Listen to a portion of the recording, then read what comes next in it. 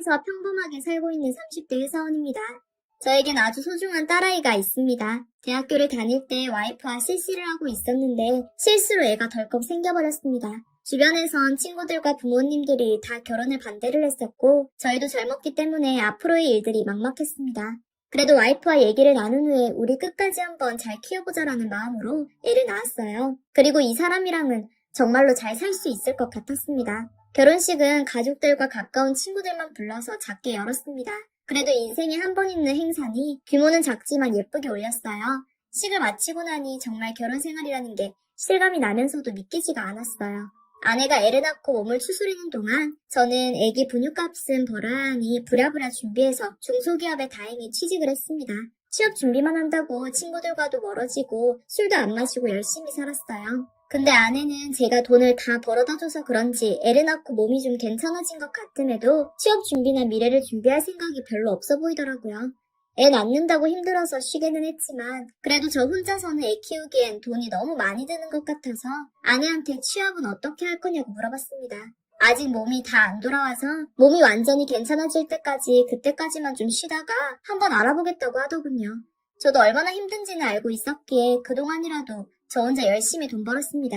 퇴근하고 집에 오면 힘들긴 해도 딸이 웃으면서 반겨주는 거 보며 하루의 피로가 다 풀리더라고요. 이 맛에 아이 키우구나 했습니다.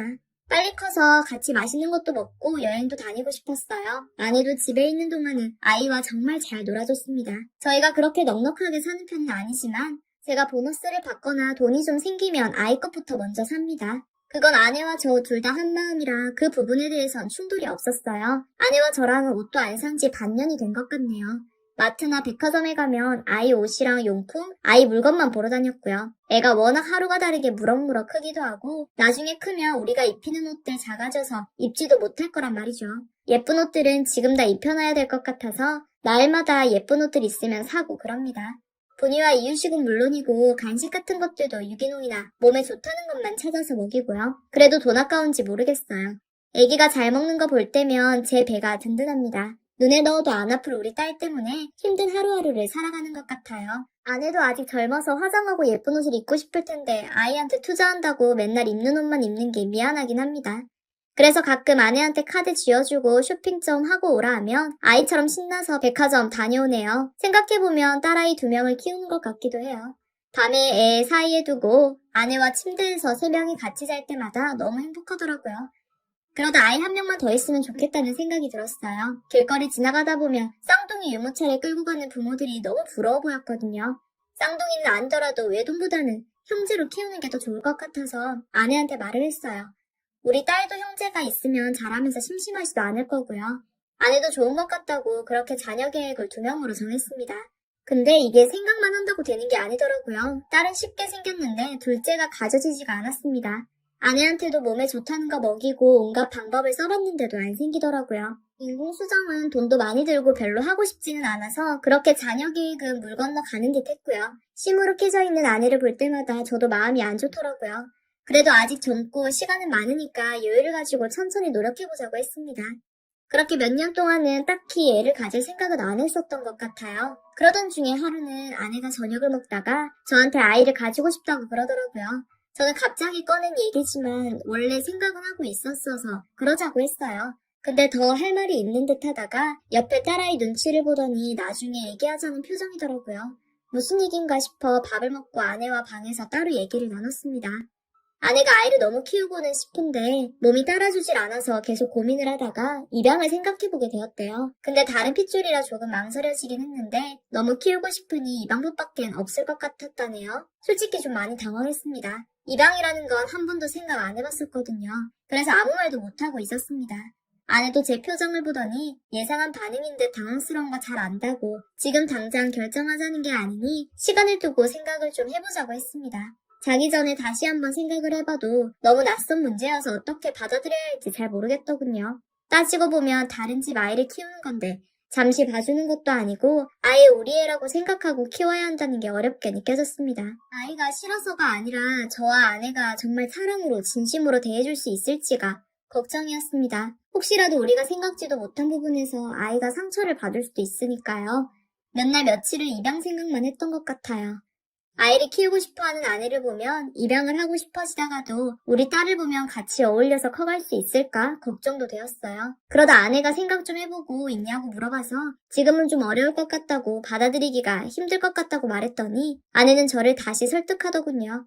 자기가 기관에 알아보고 아이들도 다 보고 했는데 딸아이와 나이대도 비슷하고 성격도 순하고 착한 것 같다고 입양을 한다면 꼭 그 아이를 데려오고 싶대요. 저는 아직 아이 얼굴도 모르고 한 번도 만나보지도 못했는데 아내가 결정을 해놨다고 하길래 솔직히 섭섭했습니다. 저와 같이 결정을 안 하고 그냥 동의만 하라는 거니까요. 그렇게 거절 의사를 밝힌 뒤 며칠이 지나는 동안 아내는 시간만 나면 저에게 빨리 진행을 하고 싶다고 얘기를 하더라고요.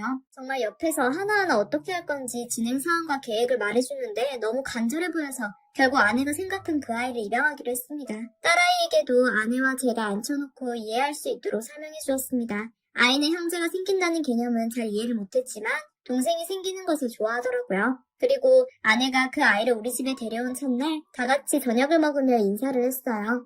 아이는 다행히 그렇게 낯설어하지도 않고 우리와 얘기도 곧잘 나누더라고요. 그래서 다행이라는 생각이 들었습니다.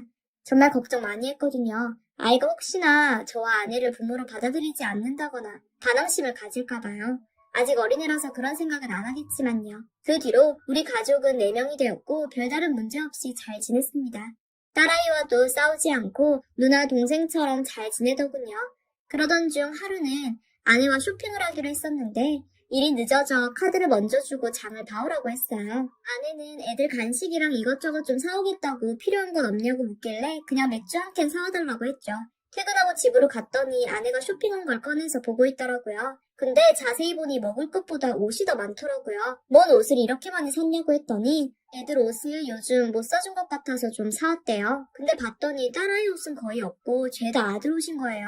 그런 소개 하기는 싫었지만 왜 이렇게 아들 옷만 사왔냐고 지나가듯이 말했죠. 그랬더니 딸에는 옷이 예쁜 게 별로 없었다고 오늘은 아들 옷만 사온 거래요. 그래서 다음엔 딸아이 옷도 좀 보고 사러 가자고 했습니다. 차별하려는 건 아니지만 그렇다고 너무 아들만 잘해주면 딸아이가 상처받을 수 있잖아요. 이렇게 공평하게 신경 써야 하는 부분들이 조금 힘들었어요. 애들도 어리다고는 하지만 누굴 더 챙겨주고 하는지 어려도 알 건 다 알거든요. 근데 그 뒤로도 그런 일이 몇 번은 있었어요. 책 같은 것도 같이 사러 가서는 아들 거 몇 권 더 사오고요. 간식도 아들이 좋아하는 걸로 좀 더 사는 게 눈에 보이더군요. 원래는 딸아이가 좋아하는 걸로만 왕창 샀었는데 이젠 아들한테 그러는 걸 보니 괜히 딸아이가 안쓰러워져 말은 안 해도 제가 따로 더 챙겨주고 그랬습니다. 용돈도 딸아이한테 좀 더 챙겨주고요. 그러다가 하루는 아내가 저한테 와서는 아들을 과학고를 보내야겠다고 이과 전문 학원에 보내자고 하더군요. 저도 반대하는 건 아니지만 이참에 딸아이 얘기도 했습니다. 요즘에 너무 아들만 챙기는 거 아니냐고 차별 안 하려고 그러는 건 알겠는데 너무 딸아이한테 소홀해진 것 같다고요. 아내는 전혀 몰랐대요. 둘 다 똑같이 챙겨주고 있었다는데 제가 볼 땐 아니거든요. 학교 끝나도 아들만 데리러 가고 학원도 아들 것만 알아보고 보내고 그런 것들을 말해줬어요. 그 말 듣더니 그렇게 보였다면 미안하다고 딸아이는 혼자 스스로 잘해서 놔뒀대요. 저는 그렇다고 딸 혼자 놔두지 말고 같이 좀 챙기라고 했습니다. 그래서 그런가 어쩐지 요즘 딸아이가 저한테 더 많이 의지하는 게 느껴졌었거든요. 그렇게 얘기를 마무리했고 아들은 이과 학원에 보내기로 했습니다. 어쩌다 보니 아내는 학원 끝난 아들을 데리러 가고 저는 딸아이 학원 끝나기를 기다렸다가 애를 데려오게 되었네요. 그래서 아들과 얘기할 시간도 줄어든 것 같고 해서 아내한테 다 같이 외식이나 하자고 했습니다. 근데 곧 있으면 애들 시험 기간이라 안 될 것 같더군요. 어쩔 수 없이 외식은 못하게 됐죠. 대신에 제가 하루는 아들까지 데리러 가게 되었어요. 아내가 친구와 저녁 약속이 있다고 했거든요. 그래서 딸과 아들 데리고 맛있는 것 좀 먹여야겠다 싶었습니다.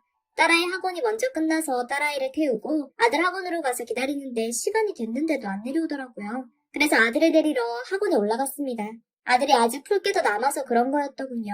그래서 올라간 김에 카운터 의자에 앉아서 기다리고 있었습니다. 원장님으로 보이는 남자가 저에게 인사를 하더라고요. 땡땡이 아버님은 처음 뵙는다면서요. 그래서 저도 아들 데리러 온 적은 처음이라고 머쓱하게 인사를 했습니다. 짧게 얘기를 나누다가 카운터에 옷이 하나 걸려 있었는데 이상하게 아내 옷과 비슷하게 생겼더군요. 제가 계속 쳐다보고 있었더니 원장님이 제 시선을 돌리려는지 말을 갑자기 많이 하시더라고요. 좀 수상했습니다. 하지만 대놓고 물어보긴 그래서 아들 데리고 나왔어요. 그렇게 그날은 저와 애들 둘이서 외식했습니다. 다음 날에 아내가 어디서 벽지를 가지고 와서는 아들방 벽지를 바꿔주겠다고 낑낑대고 있는 겁니다. 굳이 뭐하러 그러냐고 좀 화가 나서 신경질적으로 말했어요. 애 공부하는데 벽지가 좀 침침한 것 같다고 분위기 바꿔준다고 그러는 거래요. 딸의 방도 똑같은데 왜 딸의 거는 안 바꾸냐 했더니 벽지 바르고 남으면 같이 바꿔주려고 했다네요. 저는 그 말에 화가 났습니다. 같이 바꿔주는 건 당연한 거고 그걸 아들 거 쓰고 남은 게 있으면 바꿔주겠다니요. 저도 더 이상은 못 참을 것 같아 조금 언성을 높였어요. 한두 번도 아니고 이런 적이 많은데 도대체 왜 그러냐고요.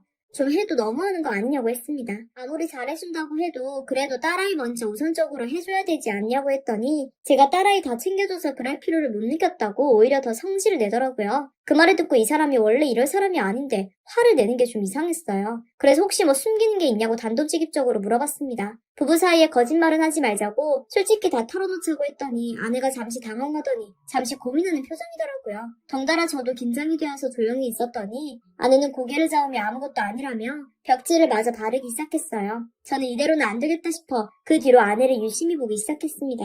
하지만 며칠이 지나는 동안 아내는 다른 특별한 점이 보이지는 않았습니다. 괜히 의심한 것 같기도 하고 아내한테 미안해지려고 했는데 갑자기 느낌이 달라서 아들이 데리러 학원에 다시 한번 가보기로 했습니다. 물론 아내한테는 말 안 하고요. 학원에 바로 올라갔더니 아들은 자습을 하고 있었고 아무도 없는 것 같더라고요. 그래서 머쓱해져 돌아가려고 하는데 어떤 방에서 소리가 나더라고요. 남자 목소리는 확실했는데 간간히 여자 목소리도 나는 것 같았어요. 순간 불길한 예감이 들더라고요. 소리가 나는 쪽을 찾아내 문을 덜컥 열었더니 아내 학원 원장이라는 사람과 아내가 저는 보자마자 이게 뭐하는 짓들이냐고 소리를 질렀어요. 당황해서 목소리가 떨리더군요. 아내는 저를 보자마자 원장 품에서 떨어져 나오며 소스라치게 놀라 뒷걸음질 쳤어요. 제가 아내 쪽으로 다가가니 원장이 저를 막아서며 일단 얘기로 하자고 하더라고요. 그 말이 들리긴 하겠어요. 원장을 밀치고 아내에게 다가갔는데 아내가 울면서 빌더라고요. 자기가 다 말해주겠다고 때리지만 말라고요. 저는 이미 이성을 잃어서 아내 멱살을 잡고 흔들었어요. 원장이 저를 떼어놓으려고 하길래 원장에게 얼굴에 주먹을 날렸습니다. 애가 공부하는 곳에서 이게 뭐하는 짓이냐고 애들 보기 부끄럽지 않냐고 소리를 치는데 나중엔 저도 눈물 때문에 목이 막혀 얘기가 제대로 안 나오더라고요. 중간에 아이가 무슨 일인지 와서 보려고 하길래 제 차에 가서 기다리고 있으라고 했습니다. 아이에게 이런 모습 보여주고 싶진 않았으니까요. 우리 셋은 밀쳐진 의자와 책상들에 다시 세우고 앉아서 얘기하기 시작했습니다. 앉는 것도 아내는 원장 옆에 앉더군요. 2대1로 붙자는 것도 아니고 저는 둘을 노려보기만 했습니다. 아내가 먼저 말을 떼더라고요. 사실 친구들과 술을 마시다가 소개로 알게 된 사람인데 근데 이 남자가 이혼한 남자였고 아이가 하나 있었던 거죠. 아내와 이 남자가 찰떡같이 잘 맞아서 그 뒤로 몰래 데이트도 하고 그랬다네요. 전 왜 눈치를 못 챈 걸까요? 너무 한심하면서도 화가 났었습니다. 어쨌든 아내는 그렇게 남자와 아이와 셋이서 밥도 먹고 놀러다니며 거의 이중생활을 했었던 거죠. 그러다 더 붙어있고 싶으니 아들이라도 자기 자식처럼 키워야겠다 싶어서 입양 얘기를 저에게 꺼낸 거였고요. 이제 와서 보니 퍼즐이 맞더라고요. 아들한테 옷도 더 사주고 학원도 다니게 하고 신경 써준 것부터 해서 벽지 바꾸고 아들 일이라면 이 여자가 나서서 했었던 것들요. 저는 그것도 모르고 딸아이가 안쓰러워 저 혼자만 챙겨주고 있었네요. 딸아이는 그래도 자기 핏줄인데 왜 그랬냐고 물어보니 이 남자가 너무 좋아서 그렇게 됐대요. 어이가 없어서 웃음밖에 안 나왔습니다. 잠깐 생각을 하다 보니 답이 나오더군요. 그날부로 바로 갈라서자고 했습니다. 딸아이는 내가 그대로 키울 테니 아내에겐 그냥 그 남자랑 애 데리고 어디든지 떠나라고 했습니다. 더 화가 나는 게 아내는 실망하거나 아쉬운 내색을 보이지 않았어요. 그 자리에 더 있다가는 또 험한 꼴 날 것 같아 차로 돌아왔습니다. 아들이 안에 앉아있더라고요. 그냥 한번 물어봤습니다. 왜 거짓말했냐고요. 아들은 거짓말한 건 아니래요. 그냥 엄마가 아빠가 따로 있는 걸 말하지 말라고 해서 그렇게 한 거래요. 참 아들 교육도 뭐같이 잘 시켰다 싶었습니다. 저는 앞으로는 엄마랑 아빠랑 같이 잘 살라고 그렇게만 말하고 아들을 돌려보냈습니다. 그러고 저는 딸아이 데리고 집으로 와서 그날부터 아내와 관련된 짐들을 다 빼서 집 밖에 내다 놓았어요. 언제 가져갔는지 다음날에 보니 없더군요. 그래도 다행인 게 제가 그래도 계속 일을 해왔고 아직도 돈을 벌 수 있어서 딸아이를 먹여 살릴 수 있다는 게 감사했습니다. 아내는 제가 벌어다 준 돈만 받아 쓰고 살았었는데 뭐 앞으로 둘이 알아서 치고받고 싸우던지 하겠죠. 저는 딸아이와 함께 더 여유있게 살 수 있게 되었으니 만족합니다. 엄마 노릇을 제대로 해줄 수 있을지 걱정되긴 하지만요. 그래도 열심히 딸아이와 저랑 둘이서 살아보려고 합니다. 반드시 저 집보다는 잘 키울 거예요.